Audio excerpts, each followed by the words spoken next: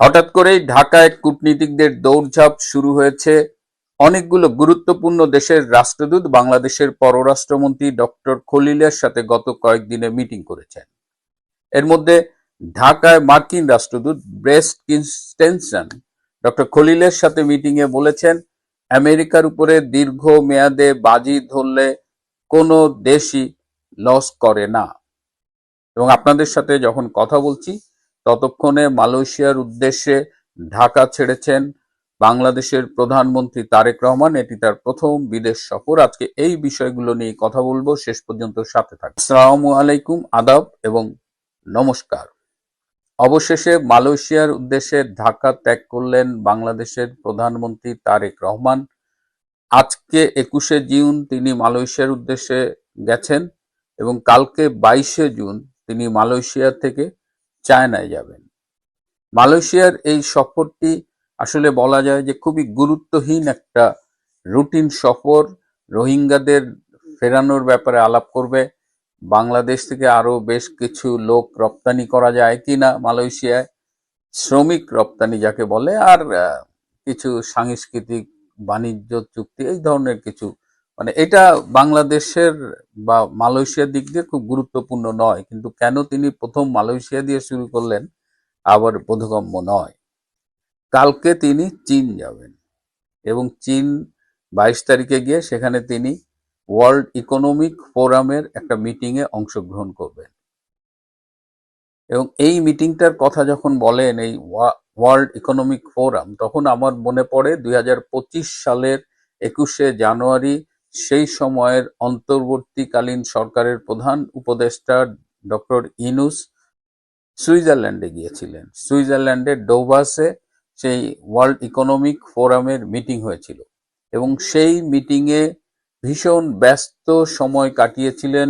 একটি স্পেশাল সেশনের আয়োজন করা হয়েছিল, কনভারসেশন উইথ ডক্টর ইউনূস, বাংলাদেশের প্রধান উপদেষ্টা। এবং আমার মনে আছে যে একদিনে তিনি প্রায় 43টা মিটিং করেছিলেন বিভিন্ন দেশ, সংস্থা, জাতিসংঘের মহাসচিব, তাদের রাষ্ট্র সরকার প্রধান অনেকের সাথে, এবং অনেকগুলো মিডিয়ায় তিনি সাক্ষাৎকার দিয়েছিলেন।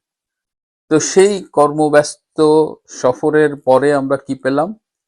সুইজারল্যান্ড বাংলাদেশ থেকে সব সহায়তা প্রত্যাহার করে নিল, যে তারপরে আর তারা বাংলাদেশে কোনো সহায়তা দেয় নাই। আইএমএফ, ওয়ার্ল্ড ব্যাংক সবাই বাংলাদেশের সাথে গড়িমসি শুরু করেছিল। অর্থাৎ সেই ব্যাপক আলোচিত সেই সফর থেকে বাংলাদেশ আসলে কিছুই অর্জন করতে পারেনি। সুতরাং এই যে চীন সফরে যাচ্ছেন তারেক রহমান, তার অন্যতম প্রধান কারণ হলো এই ওয়ার্ল্ড ইকোনমিক ফোরামে যোগ দেওয়া। এবং সেখানে আশা করা যায় যে বেশ কিছু সরকার প্রধান এবং রাষ্ট্রপ্রধানের সাথে তার মিটিং হতে পারে। চীনের প্রেসিডেন্টের সাথে তার বৈঠক হবার কথা 26 তারিখে, অর্থাৎ 22 তারিখে গিয়ে 23, 24, 25 তিনি অন্য অন্য কাজে ব্যস্ত থাকবেন। একদম শেষ দিনে চীনের প্রেসিডেন্টের সাথে মিটিং হবে। এই চীন সফরে বলা হচ্ছে সরকারের পক্ষ থেকে যে 15-16টা চুক্তি এবং সমঝোতা স্মারক স্বাক্ষরিত হতে পারে। যে বিষয়গুলোর কথা বলা হয়েছে, এই বেল্ট অ্যান্ড রোড ইনিশিয়েটিভ, তথ্য প্রযুক্তিতে আধুনিক যন্ত্রপাতি সরবরাহ, এই ধরনের যে চুক্তি বা সমঝোতা স্মারকের কথা বলা হচ্ছে, অধিকাংশই বিগত শেখ হাসিনা সরকারের আমলে শুরু করা কিংবা সেই সময়ে ইনিশিয়েট করা। তো সেইগুলো নিয়েই এই আলোচনা হচ্ছে। এদিকে চীনের যে বাংলাদেশের উপরে প্রভাব বা বাংলাদেশের সরকারের চীনের সাথে এই মাখামাখি, এটার আমেরিকা কোন দৃষ্টিতে দেখছে? এই সফরটাকে আমেরিকা কোন দৃষ্টিতে দেখছে? কারণ আমেরিকার সাথে বাংলাদেশের যে গোপন চুক্তি রয়েছে, নন ডিসক্লোজার এগ্রিমেন্ট, সেখানে কিন্তু স্পষ্ট বলা আছে যে আমেরিকার সাথে আলোচনা ছাড়া, আমেরিকার সম্মতি ছাড়া বাংলাদেশ কোনো দেশের সাথে সামরিক, তথ্য প্রযুক্তি এবং বাণিজ্য সংশ্লিষ্ট কোনো চুক্তি করতে পারবে না। কিন্তু আবার দেখছি যে চীনের সাথে যে চুক্তি ও সমঝোতা স্মারকের স্বাক্ষর হবার কথা বলা হচ্ছে, সেখানে এই বিষয়গুলো আছে, বিশেষ করে তথ্য প্রযুক্তি এবং বাণিজ্য। তাহলে আমেরিকা বিষয়টা কিভাবে দেখছে? আমেরিকার সূত্রে জানিয়েছে যে এই চীন সফরটা খুব একটা গুরুত্বের সাথে তারা নিচ্ছে না, এবং এই চীন সফরে যেখানে ডোনাল্ড ট্রাম্পের অর্জনই শূন্য, সেখানে বাংলাদেশের তারেক রহমানের এই সফরে অর্জন কি হবে সেটা নিয়ে আমেরিকা মোটেও মাথা ঘামাচ্ছে না, এবং আমেরিকা মনে করে যে এই সফর থেকে অর্জন হবে সম্ভবত একটি বড় অশ্বডিম্ব। তারপরেও দেখা যাক বাংলাদেশের প্রধানমন্ত্রী মালয়েশিয়া এবং চীন সফর শেষে তিনি কি নিয়ে বাংলাদেশে ফেরেন। ডক্টর খলিলের সাথে মার্কিন রাষ্ট্রদূত ব্রেন্ট ক্রিস্টেনসেনের মিটিংয়ে কিছু গুরুত্বপূর্ণ বিষয় এসেছে। বাংলাদেশে এখন বিশ্বকাপ ফুটবলের ঝড় চলছে বলা যায়।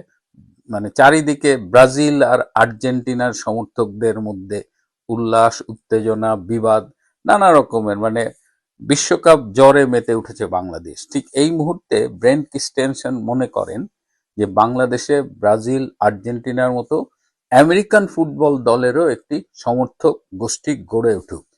সেইটা গড়ে উঠবে কিনা জানি না, তবে তিনি আরো একটি ইম্পর্টেন্ট কথা বলেছেন যে আমেরিকার উপরে বাজি ধরে দীর্ঘমেয়াদে কোনো দেশ লুজার হয় না। এটা এমন একটা সময়ে বললেন যখন আমরা আফগানিস্তানের উদাহরণটা ভুলে যাইনি। আফগানিস্তানে কারজাই সরকারের মতো এই পাঁচাটা সরকাররা দীর্ঘমেয়াদী আমেরিকার উপরে বাজি ধরেছিল। তার পরিণতি আপনারা জানেন যে রাতের অন্ধকারে দিনে সদল বলে আমেরিকান সৈন্যদের পালিয়ে যেতে হয়েছিল।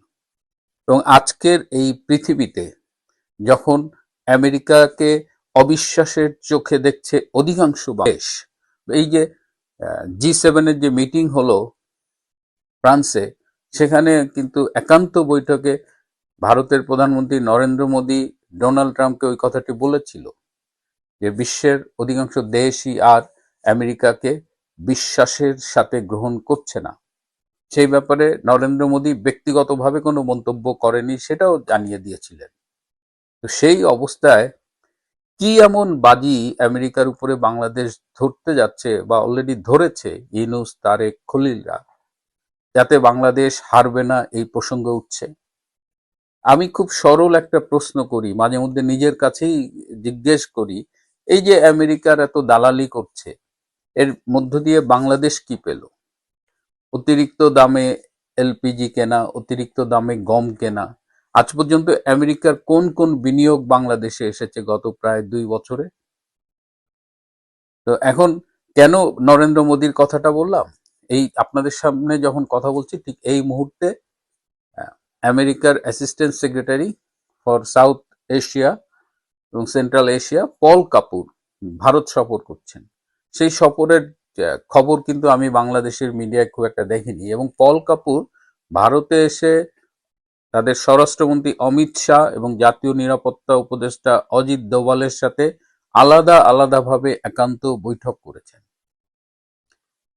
ডোনাল্ড ট্রাম্প এবং নরেন্দ্র মোদীর মিটিংয়ের পরপরই এই পল কাপুরের বাংলাদেশে আসা, কিংবা তাদের সার্জিও গারের সাথে অমিত শাহের 3.5 ঘন্টার বৈঠক, এই সব কিছু কিন্তু পরস্পর সম্পর্কযুক্ত। এবং আমেরিকা যেহেতু তাদের আর দেশগুলো বিশ্বাস করছে না, সুতরাং সেই বিশ্বাসের জায়গাটা, সেই ভেঙে যাওয়া জায়গাটা মেরামত করবার জন্যই কিন্তু দেখেন সাথে সাথে তারা ভারতে ছুটে এসেছে, এবং ভারতের সাথে তারা এই গত বছরে নির্বাচিত হবার পর থেকে তাদের সাথে যে সম্পর্কের চড়াই উতরাই, সেটাকে তারা এখন ফিক্স করার চেষ্টা করছে, এবং এই ইন্দো প্যাসিফিক রিজিয়নের স্ট্যাবিলিটি বলেন, সাউথ এশিয়ার পলিটিক্স বলেন, বাংলাদেশের রাজনীতি বলেন, এই সবগুলো কিন্তু ভারত এবং আমেরিকার মধ্যে আলোচনার মাধ্যমে চূড়ান্ত হচ্ছে।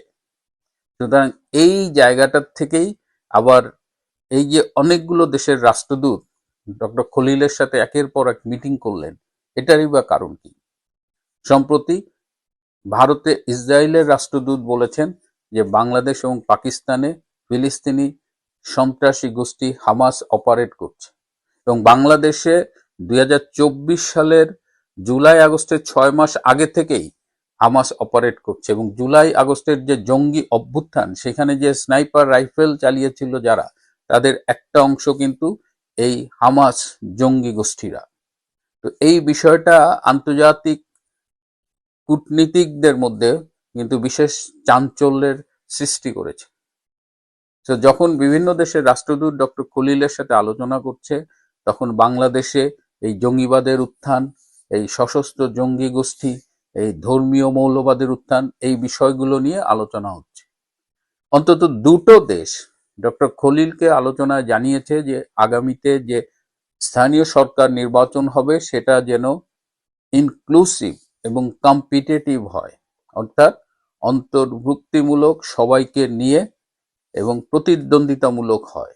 যদি সেটা না হয় তাহলে এই ডেভেলপমেন্ট পার্টনার দেশগুলো বাংলাদেশে যে তাদের দীর্ঘমেয়াদী সাহায্য করে আসছে সেই ব্যাপারে তারা পুনর্বিবেচনা করবে। অর্থাৎ একদিকে বাংলাদেশের এই জঙ্গিবাদ মৌলবাদ নিয়ন্ত্রণের জন্য, অন্যদিকে বাংলাদেশে রাজনীতিটা যাতে ইনক্লুসিভ হয়। সরাসরি বলতে গেলে বলা যায় যে রাজনীতিতে আওয়ামী লীগের উপরে যে কার্যক্রমের উপরে যে নিষেধাজ্ঞা সেটি প্রত্যাহারের জন্য এখন আন্তর্জাতিক চাপ বাড়ছে। প্রিয় বন্ধুরা, আজ এ পর্যন্তই। ভালো থাকবেন, সুস্থ থাকবেন, তার চেয়েও জরুরি হলো নিরাপদে থাকবেন। সবাইকে অনেক ধন্যবাদ।